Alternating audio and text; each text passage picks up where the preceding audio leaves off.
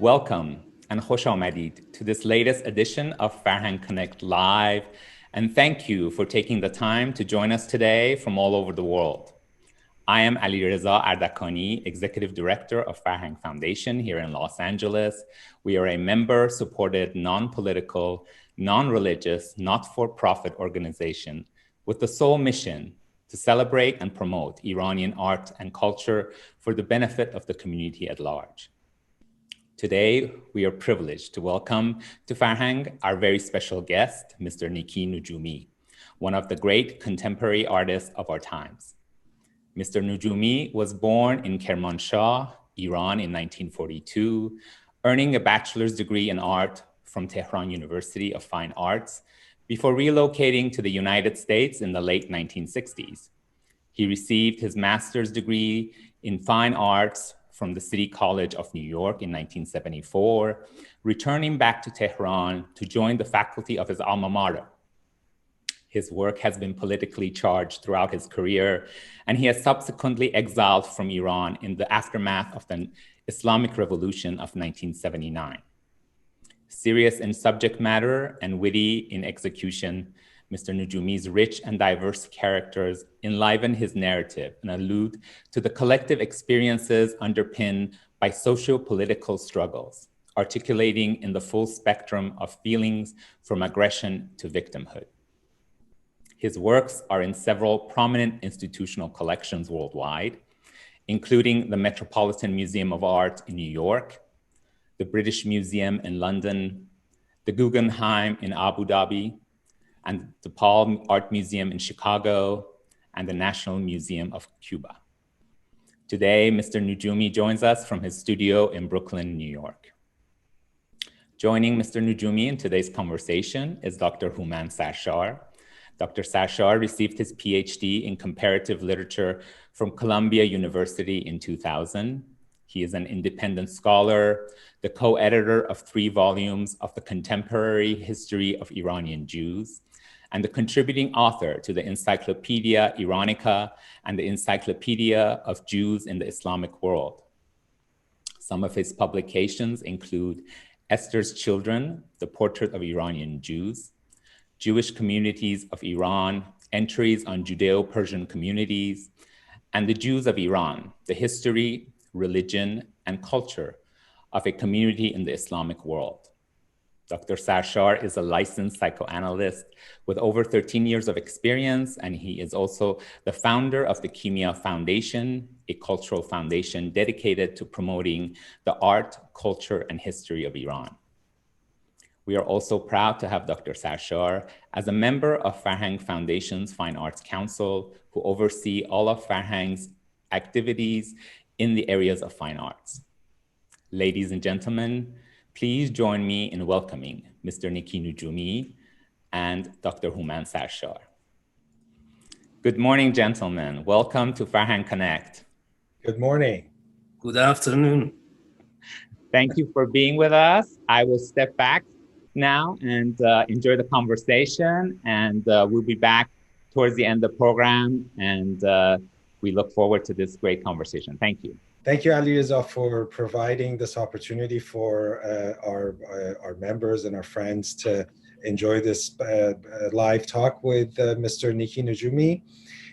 Because our time is limited, I'm just going to go ahead and jump in right into the questions, if you don't mind, Nicky. That's fine. As Alireza said, you were born in 1942 in Kermanshah, and in 1961, you enrolled in the School of Fine Arts at Tehran University.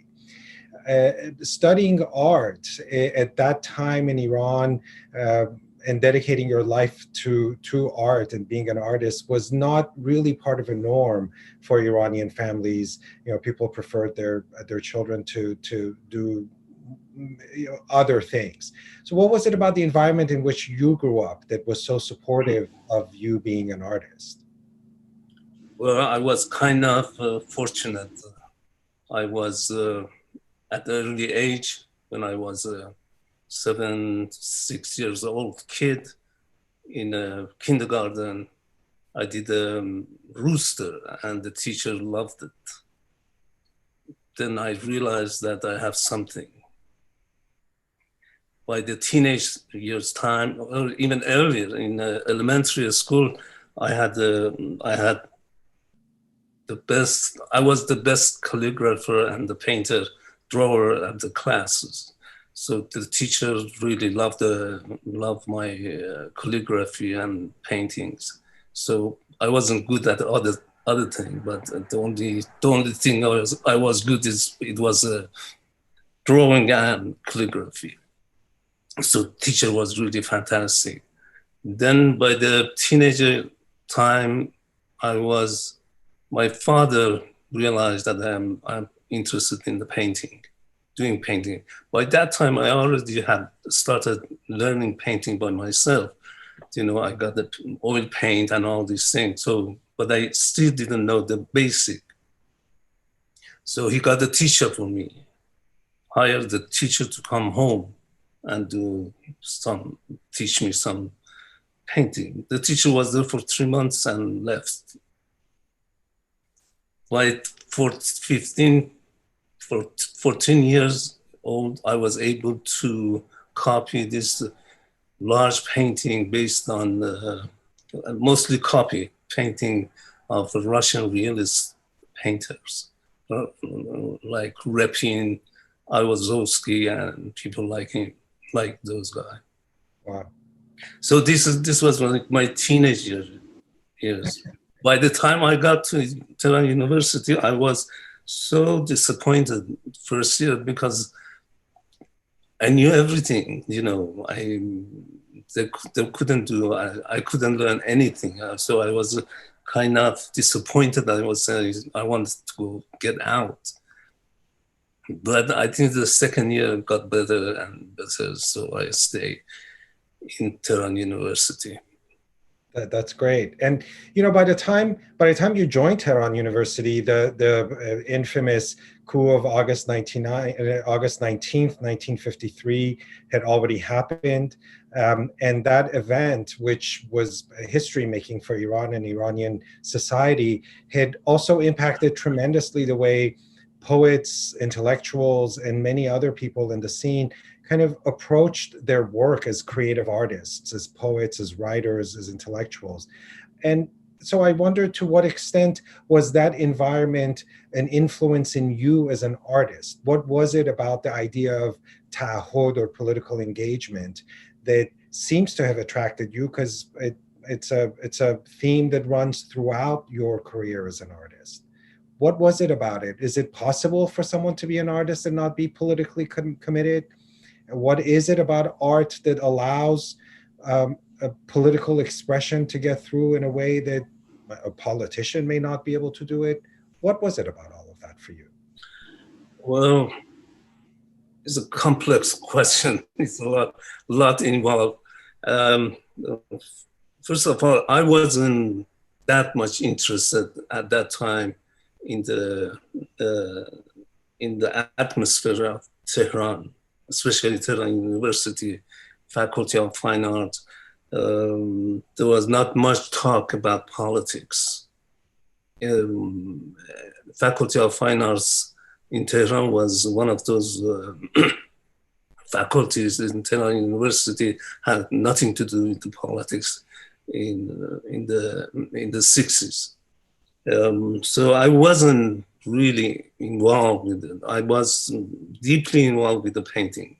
I would go to the library, and with the limited access to the books that we had, I was just looking or reading the books.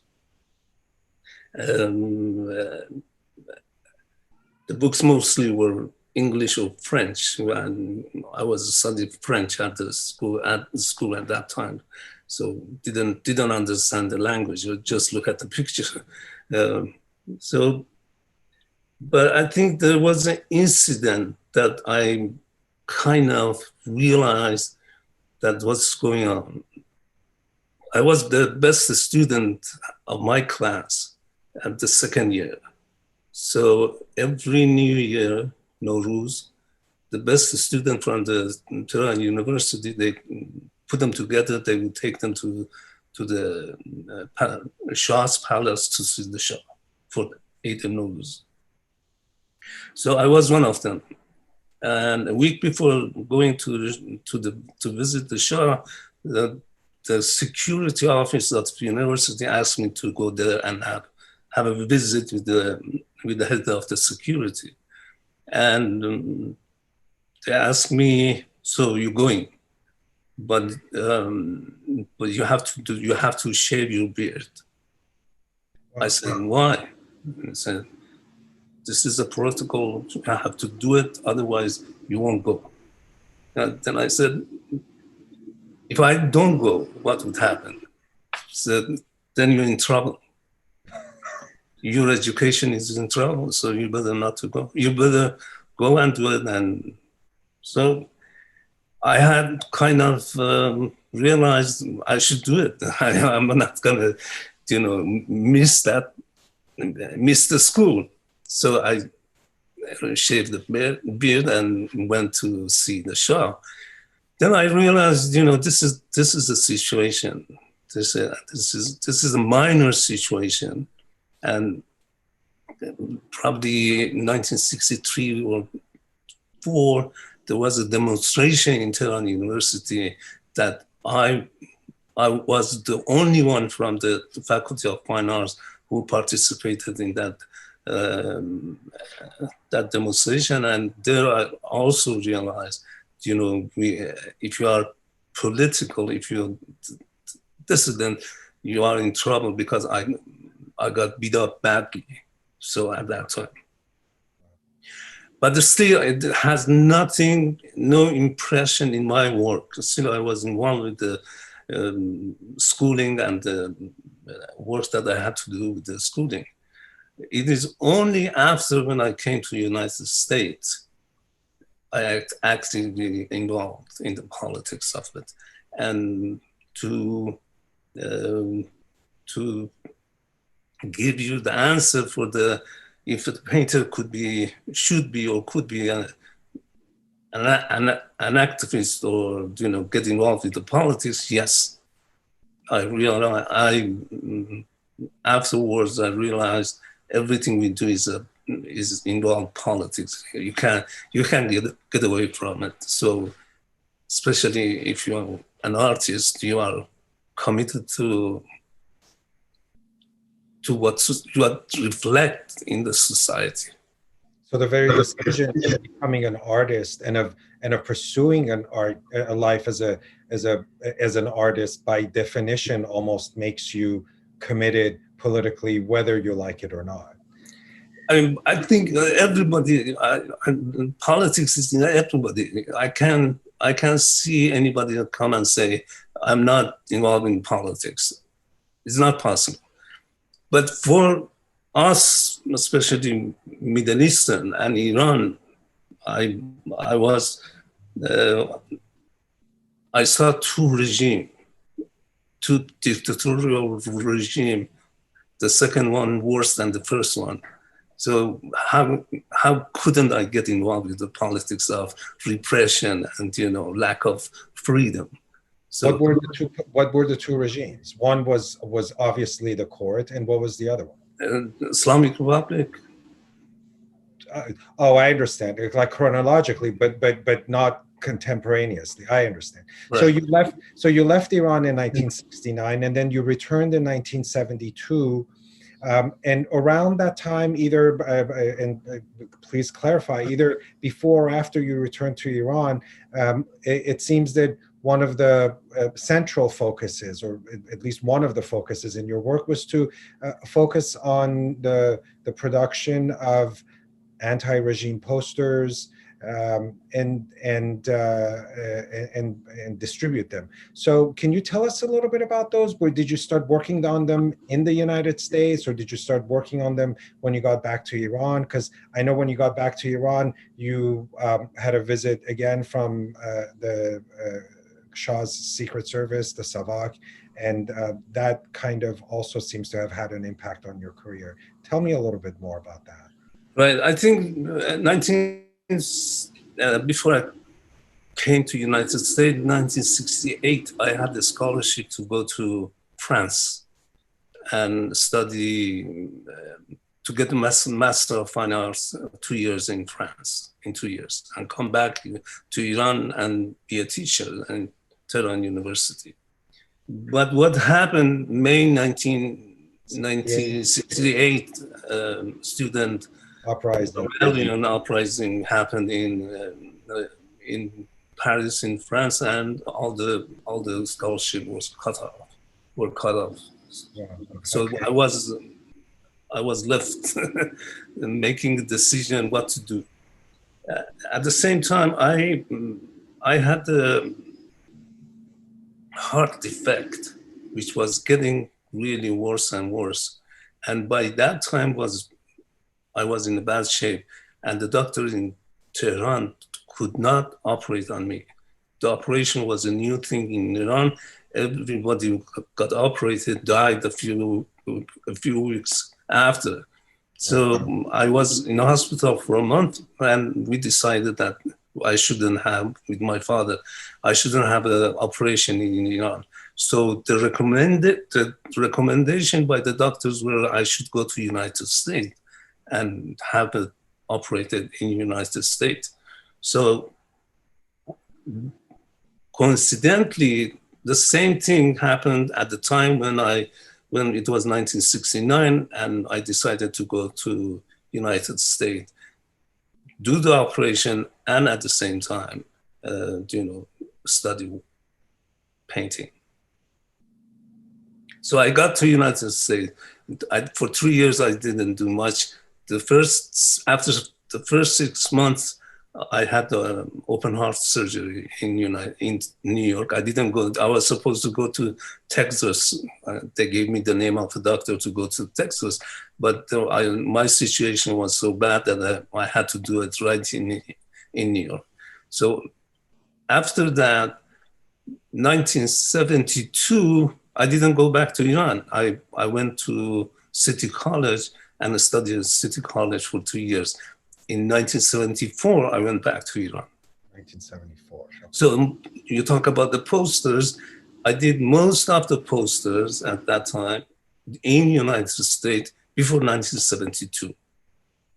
I was involved at that time with the Confederation of Iranian Students, which was a political organization working to expose the suppression and censorship and work for freedom of political prisoner in Iran. So most of those posters that you're talking about had happened during this time. In every occasion, if somebody went to jail, I made the poster. We had a workshop in the Confederation in New York City that, we printed the poster, I designed it and printed, and we would go and spread it out. So most of those posters that happened in New York, and it was kind of silk screened, and it wasn't for collecting, it just was for announcement of the incident that was happening. So we didn't collect any of them. Probably I have 2 of them in my possession. One is about Mullah Aware, is the Kurdish leader that was executed during the Shah's time, and another poster for supporting the emancipation of Black people in United States in support of the Black Panthers Party. Wow. Okay. So I'm curious. Did you ever meet Qutbzadeh when you were during that period? Was he in New York? Did you know about him? About what? Qutbzadeh? No. We heard about them late, not the early time. Okay. When I was out of the Confederation, friends would talk about, there are the Islamic, I'm not sure the organization, I'm sure secretly they had the organization working together. So I heard about Qutbzadeh that is going to be next president of Iran. Of Iran, I understand. So, and then you came back to Tehran, and you got a visit from SAVAK. Right. What happened? So the problem was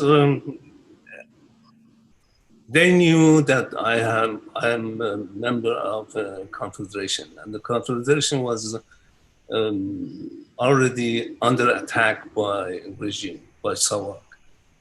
So my involvement with the confederation also was done by 72. I decided to go back to Iran, apply for teaching job in Tehran University. I had a Master of Fine Arts, everything was okay. So, but the first day I got to Iran, the next night there was a phone call from SAVAK that you have to come and visit us at some distant location from Tehran environment, is out of Tehran. Sounds frightening. So I asked to my father-in-law that, this is the situation, and if you know somebody, just let them know, they shouldn't bother me, no torture, nothing like that. We can talk. And he did that. He did that. He had a friend in SAVAK, and they didn't do anything to me, but they asked me to go there every other day from 8 o'clock to 5, 6 o'clock in the afternoon. I stay in a room by myself for that long. At the end of the day, 2 people would come and sit with me, and they wouldn't talk. They would write the question, and I had to answer them in writing. So there was 2 chairs in the room. One I was sitting, and then there was another one beside me. When they would come, they would bring another chair. So the chair that you see in the painting most of the time is a reminiscence of that timing in that room. Oh, wow. Well, you jumped ahead on one of the questions I'm going to ask you later. I just want to remind you that that chair is the one that is in. I appreciate the depth of symbolism. It's just been going on forever. And so you were there, and my understanding is that, after the interrogations and everything went on, you were ultimately not allowed to teach, but you were allowed to, they gave you permission to have 1 show a year. And you continued living in Iran and doing your work and doing the shows. And then eventually you were invited by the Niavaran Cultural Center in Tehran to provide a series of illustrations for an illuminated publication of Mani's Arjang. Yet at the center of this entire project was the Pahlavi monarchy, and the book itself was the brainchild of the Queen's private secretary, Firuze Shirvanlu. So given everything that was going on, given by now your increasing sense of obligation to speak against authority, and correct me if I'm wrong, but it doesn't seem to me that authority was necessarily just the Pahlavi regime. It was just any kind of social oppression. What was it like for you to get this commission and also to follow through with it? Because you produced the works even though the publication was never completed because of the revolution. Right. I knew Firuze Shirvanlu before this situation. I worked with him during the early 60s in the advertising agencies that Kiarostami and Farshid Mesqali and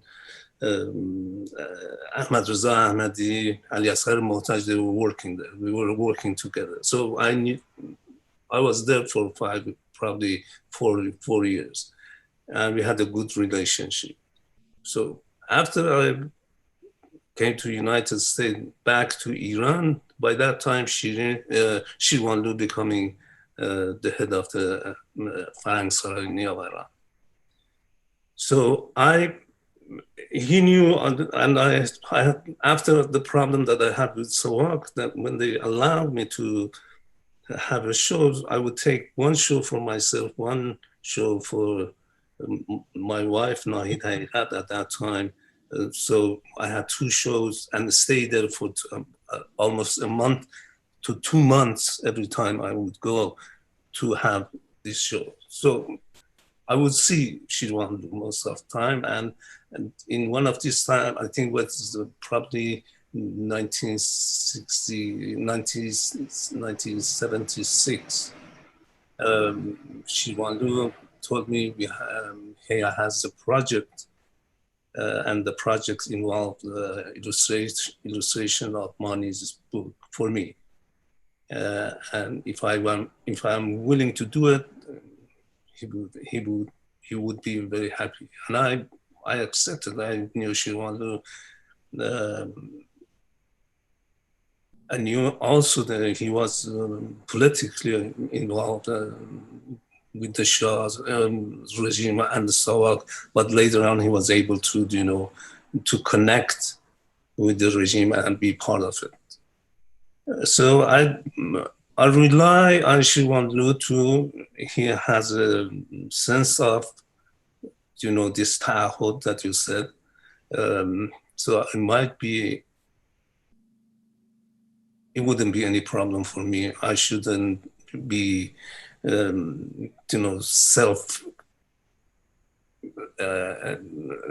do you say it? Criticizing myself to do it. So I agree with him to do it, and I stayed there for more than 8 months in Iran to do most of the work.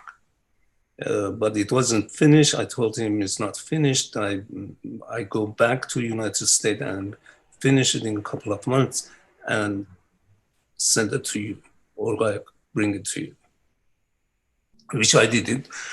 I almost worked for 1 year on the book. I produced about 280 works, and I took it to Shirwan. This was 1979, I think, before revolution. But demonstration is already started against the regime. Okay. So I rushed the painting to Shirwan. Shirwan, after a week or 2 weeks, he picked up about 80 of them, and he told me 80 of them would be enough, and I should go and take the rest of them. Now this is the demonstration are developing day by day, and by I think Ashura or Tasua, after that, the huge demonstration, he called me and said, everything is canceled.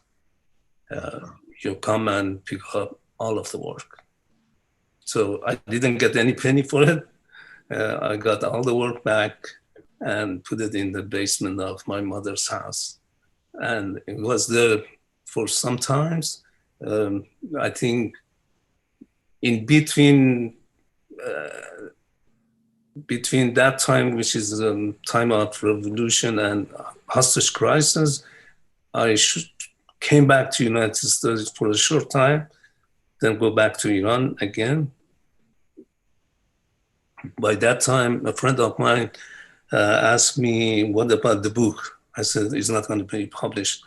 He said, there is a friend of mine, he has a publication and he's interested to publish a book. I said, fine, let's go and see him. And we went with this publisher, Abbas Marufi, and he was really gentle, and I read one of his books, great book too. Right. So I said, fine, I give you all the works, you pick up what you want for the publication. The only thing he said, the book wouldn't be as big as it's supposed to be. It's a smaller work with a smaller number of drawings. That was fine with me. I gave it to him all of it. So I came back to the United States, and apparently he had a problem with the regime, and his office was kind of ransacked, and who knows what happened to the book. Right. Apparently, later on I talked to him, he said, because I knew something would happen, I took all the works to his mother house. So according to him, the works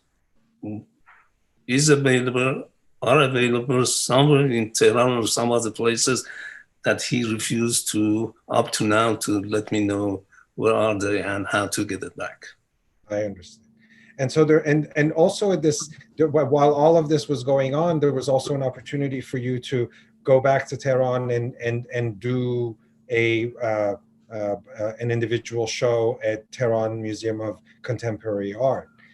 But that show didn't also go according to plan. What happened there? This is, I think this is 1980, when the head of the museum, new director of the Tehran Museum, called me and said, because you've been anti-regime, previous regime, we would like to have a retrospective of your work in the museum. By that time, I had done a bunch of painting in Tehran about the revolution, 10 large paintings by the name Report on the Revolution, number 1, number 2, number 3, etc. Plus all the painting that I had taken by myself from United States. So they took everything, and I told them, look at them, I'm not looking for any trouble. If you feel there is something, I'm okay. We don't have a show. He said everything is fine, and let's do it. So he took about 120 paintings, drawings, and monoprints, everything that was in the studio, and had this huge show in the museum. So I didn't go for the opening. 2 days after the opening, Islamic Republic newspaper came out in the morning, and the chief editor of the newspaper is Hossein Mousavi, which is in the later prison, and he didn't write it, but he sent somebody to write an article about the show, and he criticized the show severely and called me anti-revolution, anti-Khomeini, and how I betrayed the revolution and stabbed them from behind. And it's a big, huge article, and says a lot of, personal attack on me and the show. I had no idea that this article is coming out. So a friend of mine called me and said, just go get the paper, read it, and don't go anywhere, don't talk to anybody, and get out of the country as fast as you can. So by Monday, after the opening, the head of the museum called me and said, come to the museum. So I went there and we surveyed the show. He told me that Friday, after the article came out, bunch of black dressed people attacked the museum with the knife. They wanted to come in to get the painting. They knew, the museum knew the night before from the committee, the revolutionary committee, that these people are going to attack tomorrow, so be careful. So at night, they took one of the painting out in the dark. So that painting was out, that the picture was on the newspaper, and the black dressed people attacked the museum, but they were able to hold them, and nothing happened to paintings. by next week or 10 days after, I left Iran. The time I left Iran was September 21 or 22nd of September. And that's the time I left Mehrabad airport, 9 o'clock, 12 o'clock at noon. Saddam Hussein bombed Mehrabad and other places in Tehran. So that was the really close call. So I kind of escaped. So since your final departure from Tehran to New York, you've really never stopped working as an artist. When one looks at the body of work you've produced, not just in these past 42 years, but generally throughout your entire artistic life, we so often see a particular, Alice in Wonderlandish melding of fantasy and reality, figures made up of amalgamations of different characters' body parts, sometimes iconic Persian epic imagery appearing like shadows in the background of contemporary goings-on, dream-like images that look and feel eerily real. Everything seems like a peculiar yet oddly harmonized bricolage of fantasy and reality, past and present, hope and discontent. I can think of examples like Inspector Scrutiny or Chasing the Butterflies or many of the works from your newspaper series, but of course there are so many more. To what extent do such seemingly impossible dichotomies define you and your sense of self, both as an artist and a citizen of the 20th century? And how do they serve to express your ideological beliefs as an artist? Well, I think this dichotomy that you're talking about is the core elements of the painting that I'm doing. This duality that happens in the painting. It allows me to have the freedom to work to seemingly two opposite sides at the same time.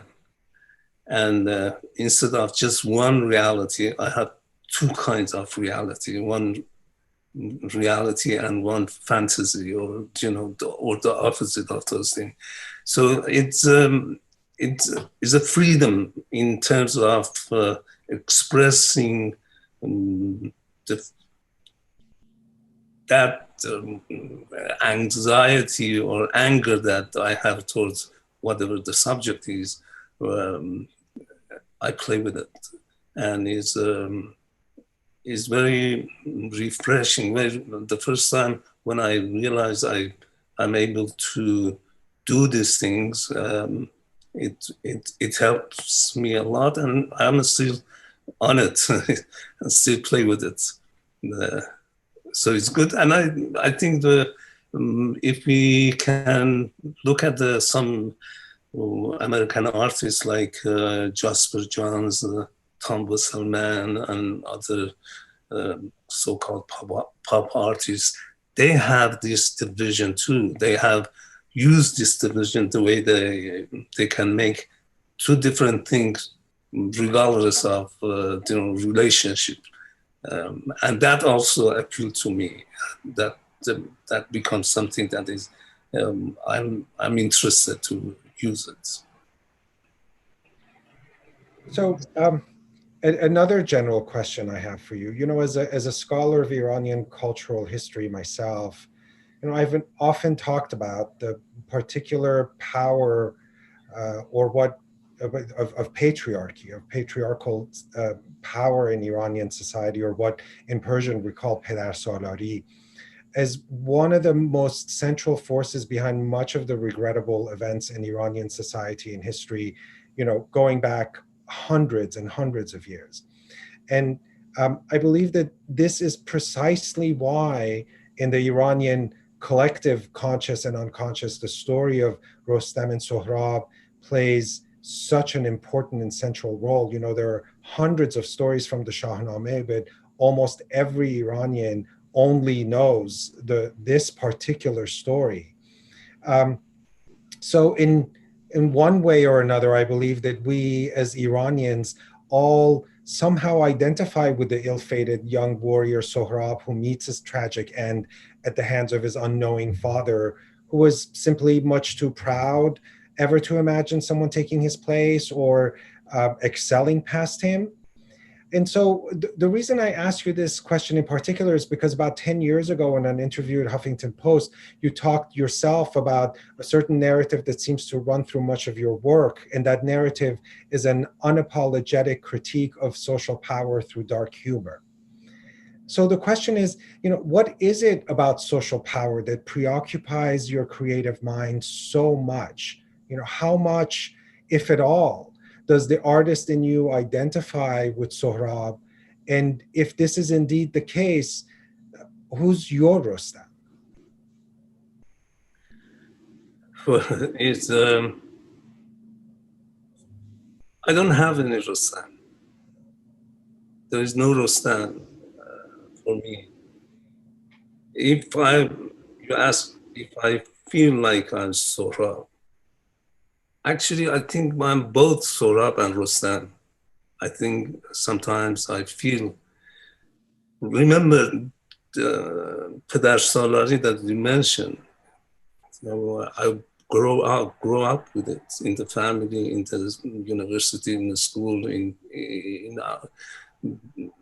our society, and later on, worse Pedar Salari that you ever can imagine, Jumhuriyat Islami. So we grew up with these things. So it could be, I have some of it in me, and also I have some of Sohrab in me. It's not just either I am Sohrab or Rustam. But at the same time, because of that Pedar Salari, I become aware of it. And one of my goals, at least in painting, is to fight with this kind of repression and Pedar Salari and suppression is to work for freedom, to work for liberation, to work for, anti all these things. It become a force for me, give me much more power to really be against it. You kind of intuited my next question and answered it, because what I was going to ask you is if, looking back at your life as an artist, as an Iranian, as a New Yorker, with everything that has gone on, because I do believe you have paid a price for sticking to your guns as an artist. And the question was, would you do it all over again? And I'm guessing from your previous answer, the answer is a resounding yes. But I would like to hear what you think. Yeah, I'd probably, if I do it again, yes. But I'm aware of the mistakes that we also made, or I made during this time.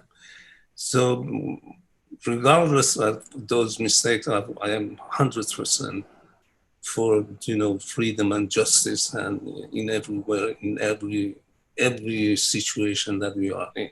So that wouldn't change. What is one of the mistakes? Mistakes was when we work against the Shah's regime. We were thinking that we're working for democracy and freedom in Iran. And we did not know exactly the forces behind that revolution. We didn't know the extent of religion and the influence of religion in the population, and the extent of the intervention by foreign powers. We didn't really recognize that those two elements of they made revolution mostly. We, as freedom fighters for democracy, if you will, we failed. We failed to do it, to do the right thing. That's the mistake that we made, and the result is what we have now. I understand. So, as we wrap up this wonderful interview, and I'm so grateful. Many of the people watching may not know that you and I have known each other personally for almost 30 years. And that throughout this time, I've always had such a tremendous love and respect for you as not just as an artist, but as a human being, because you really are one of the exceptional souls that I've met. It's always such a pleasure to be with you and to be around you. So in looking at your art, we're going to play a quick game. I'm going to mention a couple of words that are themes that reappear often throughout your work. And in one word or one sentence, I want to know what's the first thing that comes to your mind. Okay. Split compositions.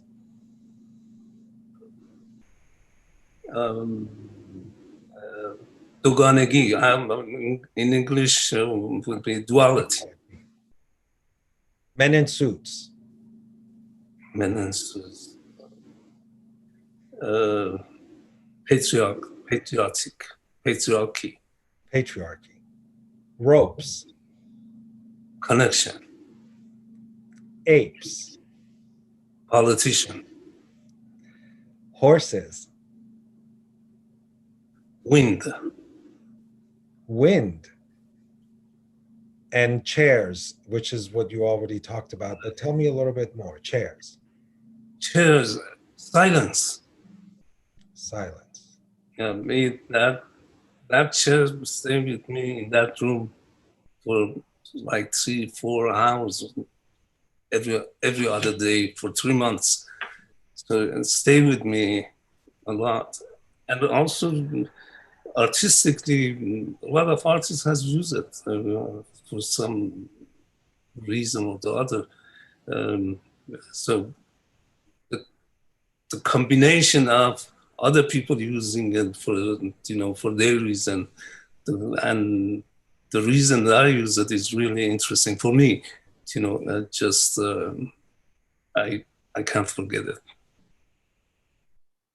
All right. Thank you so much for your time. Thank you for this beautiful interview, very enlightening. And I look forward to seeing you again soon once all this COVID mess is over and we can meet again and have a cup of coffee in New York. Absolutely. Anytime, Houman, you've been fantastic. I admire you for a long, long time. You know that. Thank you. Thank you to Mr. Nodjoumi and Dr. Sarshar for being with us today and for this really riveting talk. I've learned so much, and I wish we could keep going, but unfortunately we have a limit on technology and how much we can speak. Thank you for taking the time to be with us today and for sharing your story and your theories and your background with us. I have to thank everyone who joined us for today's talk from all over the world. Thank you for joining us and spending your Saturday here with us today. And we hope you can join us again in the future for our future talks. And we wish you a great rest of your day. Have a nice day. Thank you, Ali Reza. Thank you, Farhang Foundation. Thank you. Bye-bye. Bye.